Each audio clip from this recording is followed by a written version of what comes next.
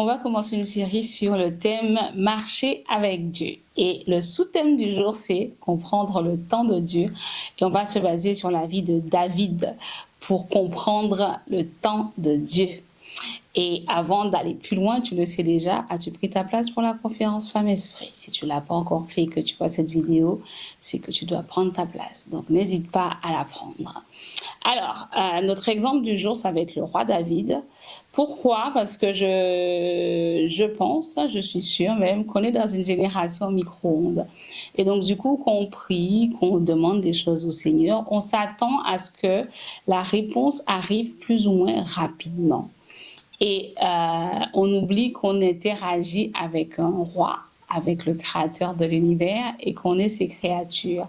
Et par conséquent, en fait, quand la réponse ne vient pas quand on veut, comme on veut, au moment où on veut, eh bien, on est frustré, on peut même se détourner du Seigneur. Donc, dans notre série Marcher avec Dieu, sous-thème Comprendre le temps de Dieu, on va voir quelque chose avec le roi David qui va nous aider à comprendre en fait comment Dieu fonctionne, parce que c'est compliqué de marcher avec Dieu si tu ne sais pas comment Dieu fonctionne, si tu ne connais pas son caractère, si tu ne sais pas comment il réagit face à certaines situations.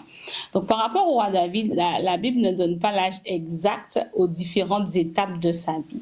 Par contre, ce qu'on sait, c'est que quand Samuel est venu le oindre pour remplacer Saül, il était encore très jeune. Il n'avait pas l'âge, par exemple, d'aller à la guerre. Donc, on suppose qu'il avait à peu près entre 13 et 15 ans.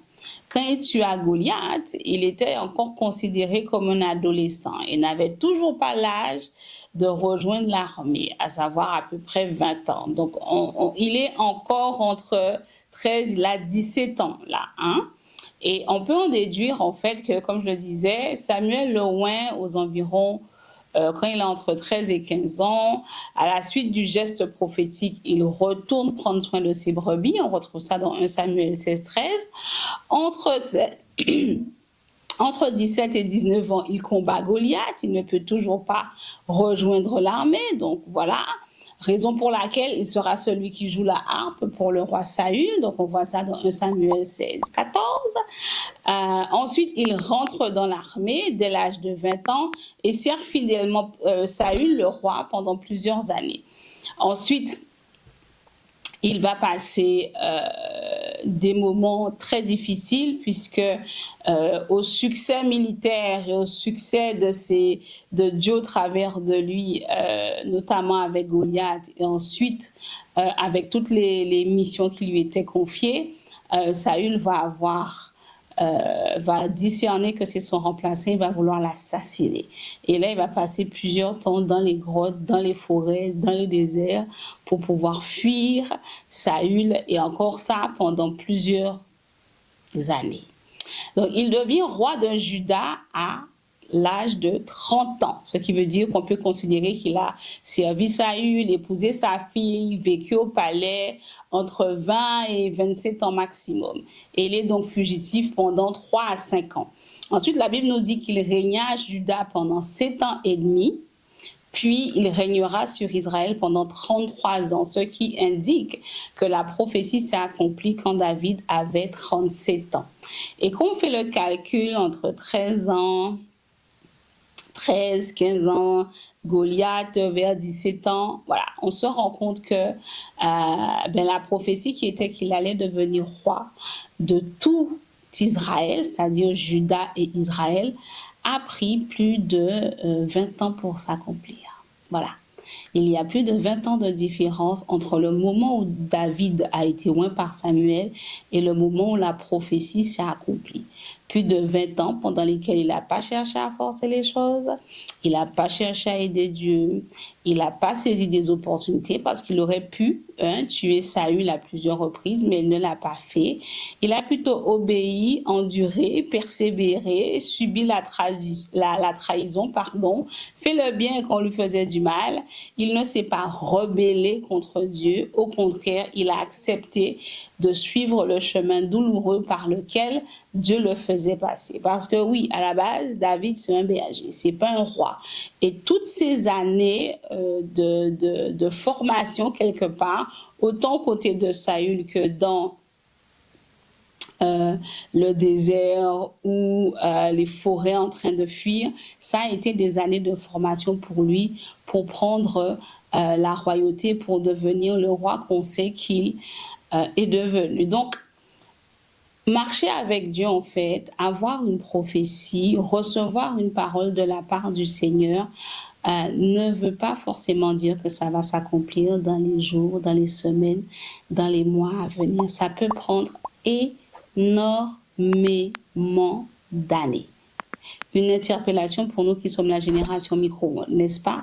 Donc, ce que je veux qu'on retienne aujourd'hui, c'est que quand on marche avec Dieu, on doit marcher au rythme de Dieu. Dieu savait en fait que celui qu'il appelait à devenir roi n'avait pas les compétences pour devenir roi. Il savait que David était berger, il savait que David avait besoin d'une formation. Il savait aussi que le cœur de David et ses motivations avaient besoin d'être éprouvés. Et donc, du coup, ça a pris du temps.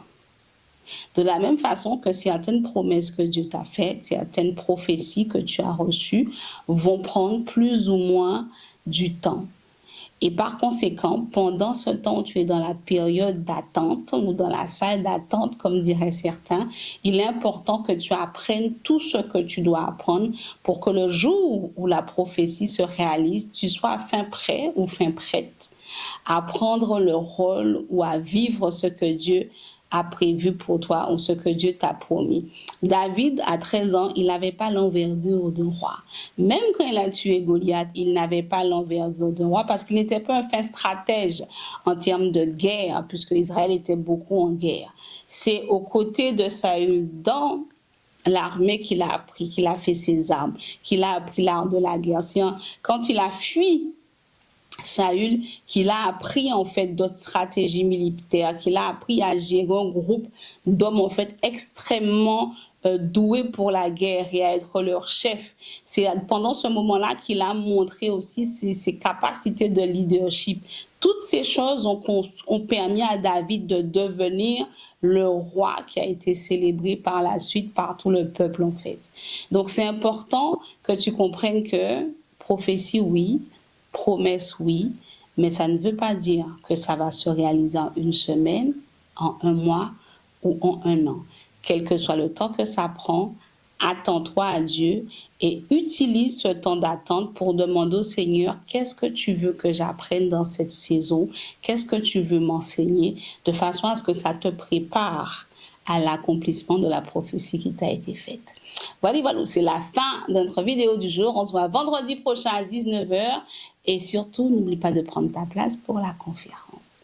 À la semaine prochaine. Bye bye.